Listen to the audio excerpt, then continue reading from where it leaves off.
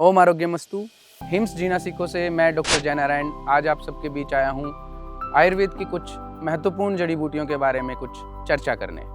तो शुरू करेंगे सबसे पहले हरड़, जिसे हरितकी या हर्रे नाम से भी जाना जाता है।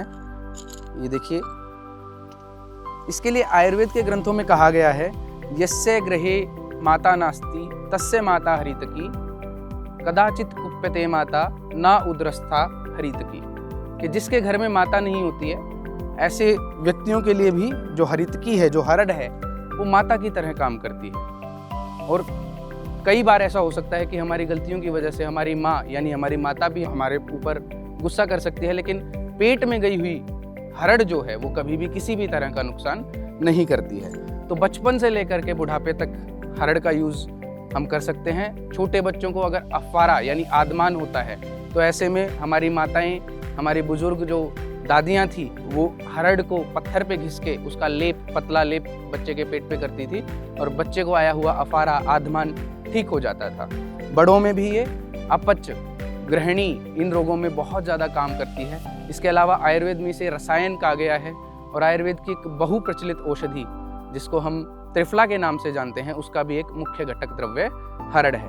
इसका प्रयोग हरड़ के चूर्ण को 3 से 5 ग्राम की मात्रा में अगर हम रोज रात लेते हैं तो ये हमारा न सिर्फ पेट साफ करती है, इसके अलावा रक्त से संबंधित जितने भी विकार होते हैं उनको शांत करती है। इसके अलावा इसमें 5 रस आचार्यों ने बताए हैं जिस कारण ये त्रिदोषों को शमन करने में समर्थ होती है।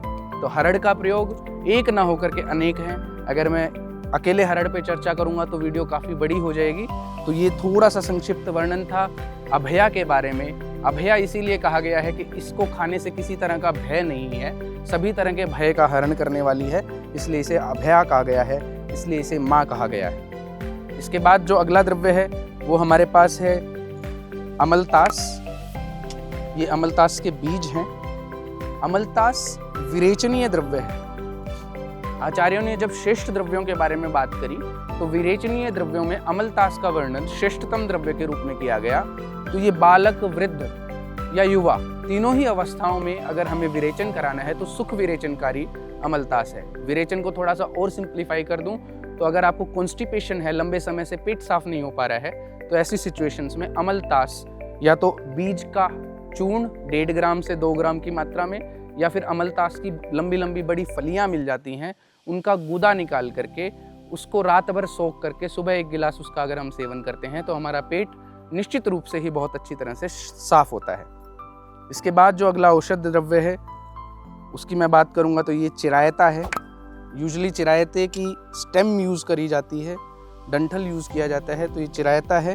और चिरायता जो है वो कटु रस प्रधान होता है, यानी कि बहुत कड़वा होता है टेस्ट में। और इसका मुख्य गुण है कि ये बहुत सुंदर पित्त शामक है। अगर किसी व्यक्ति को बार बार हर्टबर्न रहता है, कलेजे में जलन की समस्या रहती है, अगर कहीं बाहर का कुछ खाना खा लिया तो पेट में दर्द होने की समस्या होती है, तो ऐसी दिक्कतों में, या खट्टी डकार आने की समस्या है, तो ऐसी दिक्कतों में चिरायते का 1 चम्मच लगभग ये हिस्सा लेंगे और इसको 1 गिलास पानी में उबाल करके अगर हम छान कर प्रयोग करते हैं तो गैस्ट्राइटिस को ठीक करने में, बढ़े हुए पित्त को शांत करने में बेहद शानदार परिणाम देखने को मिलते हैं। इसके बाद अगला जो औषध द्रव्य है उसे सनाए कहा जाता है। तो ये सनाए की पत्ती है हमारे पास, सनाए पत्ती इसको हम बोलते हैं। इसका प्रयोग भी सुख विरेचन के रूप में किया जाता है। खास करके क्रूर कोष्ठ यानी बहुत लंबे समय से क्रॉनिक कॉन्स्टिपेशन जिन रोगियों को होती है, तो उनको अगर हम सनाए पत्ती चूर्ण 3 से 5 ग्राम की मात्रा में देते हैं उनके रोगी के बल के अनुसार, तो बहुत अच्छे से पेशेंट का पेट साफ होता है। और साथ ही अगर हम बात करें तो दिव्य शुद्धि चूर्ण में भी सनाए की बहुत अच्छी क्वांटिटी हम यूज़ करते हैं, जिससे कि वो बहुत बेटर रिजल्ट देता है गट क्लेंजिंग करने में। इसके साथ ही हमारी पेट शुद्धि किट में भी सनाए और ये सभी हर्ब्स आपको मिलेंगी। इसके अलावा 12 अन्य बहुमूल्य औषधियाँ भी हमारी पेट लीवर शुद्धि किट जो है उसमें मिलती हैं, जो कि पेट, लीवर, स्प्लीन यानी प्लीहा के सभी रोगों को दूर करने में समर्थ है, आपके गट को पूरी तरह से क्लेंज करता है। अगले द्रव्य की तरफ हम बढ़ेंगे तो ये है, बहुत कॉमन फ्रूट है, गर्मियों में आता है, जामुन। जामुन के बीज हैं, ये कषाय रस प्रधान होते हैं, यानी खाने में इनका जो टेस्ट है वो कषाय होता है, कशैला होता है, हमारे गले में लगता है।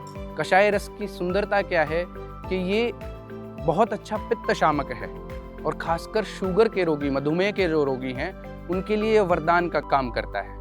इसके अलावा अगर आपको बार बार गैस्ट्राइटिस होती है, अगर आपको कुछ भी खाते हैं बदहजमी की शिकायत होती है, या आपको लगता है कि आप बहुत जल्दी बीमार पड़ रहे हैं, तो ऐसे में आप जो ये जामुन है इसके बीज का पाउडर प्रयोग कर सकते हैं। और last but not the least, आज की इस चर्चा में अजवाइन हमारे पास है, हमारी रसोई में बड़े आसानी से मिल जाती है और इसे मैं सुपर मेडिसिन बोलता हूँ, क्योंकि चाहे हल्की सी गैस्ट्राइटिस यानी थोड़ी सी गैस की समस्या हो या सिर में भारी भरकम दर्द हो, वहाँ तक अजवाइन काम करता है। चाहे वो पुरुषों में जल्दी थकने की समस्या हो या महिलाओं में पीरियड्स के दौरान होने वाला पेन हो, दोनों ही कंडीशंस में अजवाइन जो है वो बेहद शानदार परिणाम देती है। तो अजवाइन से तो हम सभी लगभग परिचित हैं, फिर भी मैं दिखा देता हूँ। ये अजवाइन है, अजवाइन का बीज भी हम इसे कह सकते हैं, और इसको भी बहुत अच्छा, इसको पाचक बोला गया है, दीपनीय बोला गया है। यदि आपको भूख नहीं लग रही है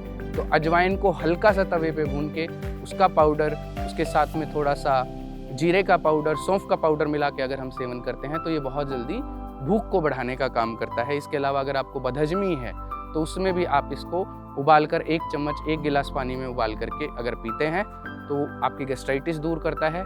बहुत तेज शरीर में कहीं दर्द हो रहा है तो 4 गिलास पानी में 1 चम्मच अजवाइन अगर डाल के हम उसको रिड्यूस करते हैं, उबालते हैं और 1 गिलास रहने पे छान करके गरम गरम पीते हैं तो एक बहुत अच्छे पेन किलर की तरह अजवाइन काम करता है।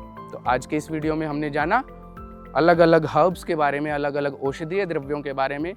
मिलते रहेंगे आपसे यूं ही अनेकों महत्वपूर्ण आयुर्वेदिक जानकारियाँ लेकर के। तब तक के लिए खुद का ध्यान रखें, स्वस्थ रहें।